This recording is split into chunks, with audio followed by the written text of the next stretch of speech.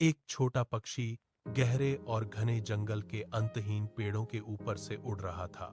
उसकी उड़ान में एक अजीब सी बेचैनी थी, जैसे वह कुछ ढूंढ रहा हो।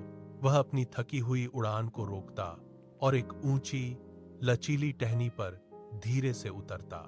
वहां बैठकर उसने आसपास के अन्य पक्षियों की चहचहाहट को ध्यान से सुना। उसने अपनी कोमल गर्दन घुमाई और हर आवाज को बारीकी से समझने की कोशिश की। वह हर डाल पर जाता, हर नई धुन को अपने छोटे से दिल में उतारने का प्रयास करता। हवा के झोंकों के साथ बदलती धुनों को वह पकड़ना चाहता था। उसकी छोटी आंखें हर पत्ते की सरसराहट में संगीत ढूंढ रही थीं।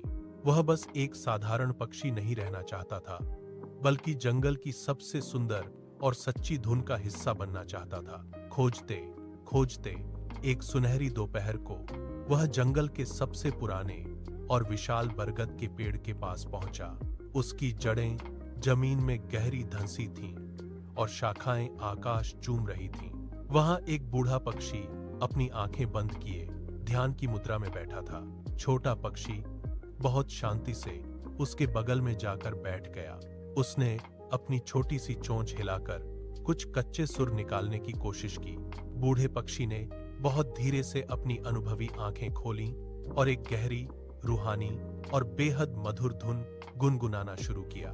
छोटे पक्षी ने अपना सिर हिलाकर उस दिव्य धुन को आत्मसात किया। वह मंत्रमुग्ध था।